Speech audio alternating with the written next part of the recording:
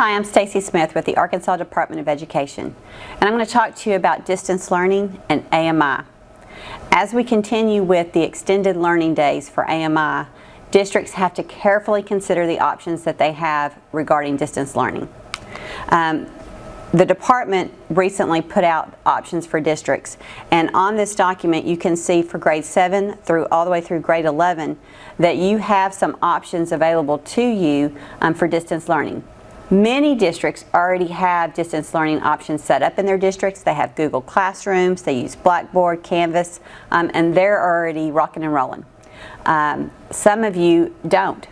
Some of you may be partial grades that are having digital access and others no access at all. So today I'm going to talk to you about what do you have available to you that maybe you didn't realize you had for free or at low cost. And I also want to talk to you about considerations that you need to be thinking in terms of distance learning. Even for those of you who already have a system in place and have been doing distance learning all year. Right now you need to think that both parents and students are working full-time from home. This is different than a traditional AMI day where maybe it's a snow day and the parents there but they're not doing a full-time schedule. Right now in many homes you have mom and dad, you have other relatives or folks in the home that are working full-time at the same time while they have their children at home that they're watching and supervising. Or even worse, you have parents at home who just lost their jobs and sitting at the kitchen table or sitting next to their child while they're trying to figure out homework is just not priority. So those are things that you need to be thinking about and considering as you're moving forward through a distance learning platform. A second thing is the schedule. Most schools have been doing synchronous learning on a digital platform. Really need to encourage you to think about moving to an asynchronous model. Even if up to this point you've done synchronous and it hasn't been a problem, you need to start thinking about your students in the homes who this really could be a problem. I know for me personally, my husband's at home working, I was at home working, my daughter from college is at home working. 3 devices pulling where we're at, it just doesn't cut it. And there's no way that I could do a Zoom without having drag time. Those are realities right now that our students and families are facing. Those that have lost job, keeping internet at their household may not be a priority. Again, a consideration that the district needs to be aware of as you move forward. I do know that some of the digital providers through APSRC and Virtual Arkansas, they do have options where you can download the work and the students can have work that you've done digitally for other students in a paper format.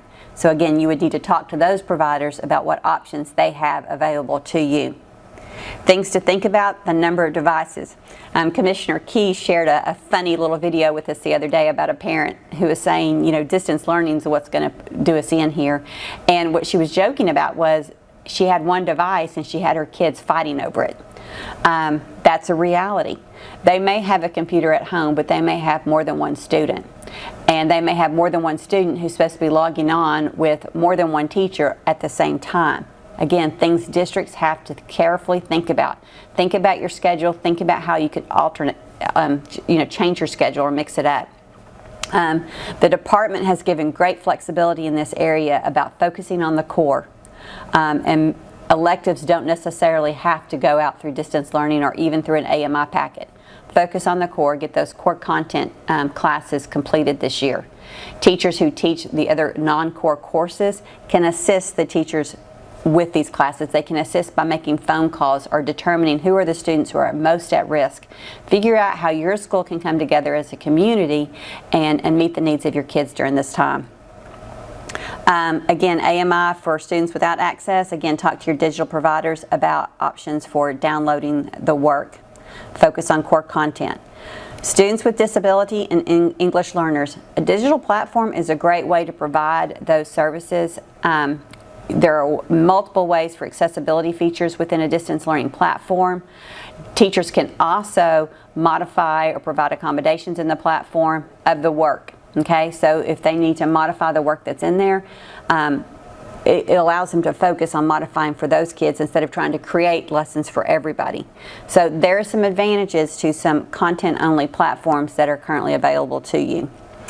Digital providers such as Arkansas Public Resource Center and Virtual Arkansas have both stepped up. They've been big partners to the state, and we appreciate what they're doing. Both of these organizations have said that they can be up and running for your teachers on March 30th and that they can have students in the system by April 1st. Now again, these are content-only platforms. So what does that mean? That means they can have your teachers trained to work in a digital platform, okay, where they're the teacher, all right? But the students' work and the lessons are already built in. Your teachers are not having to upload lessons and put them in. They will be trained on how to modify. They will be trained on the accessibility features so that they can focus again on the at-risk students. If they have to pull down work for to print off, again, they can focus on those kids and not have to recreate all the content. So this really is a pretty viable options for a lot of our schools around the state. In the document I shared with you earlier, there are links in that document. It went out in a letter to superintendents.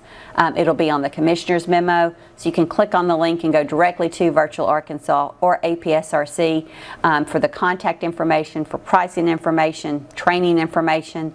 They're ready and willing to be there to support you during this time. We encourage you to reach out if you have not thought of or have a plan in place for distance learning. Now, districts who choose not to use distance learning and you continue to want to do your AMI packets, you have to think differently. It can't look like it does on a snow day. This is extended learning opportunities. Again, we want to remind you to think about your core content classes. Think about your grading practices and what's your expectation right now. Lots of flexibility in the state has been given. It doesn't mean that your teachers have to be grading every piece of paper that comes in, grading every item that is done. You control the red pen, and you don't have to use red.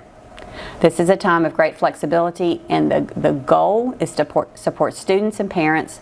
The goal is to maintain learning, reinforce skills, and provide some structure to families at this time as we're trying to do AMI for extended learning. So I hope this was helpful for you for distance learning. Again, I encourage you to reach out to your digital providers if this is of interest to you.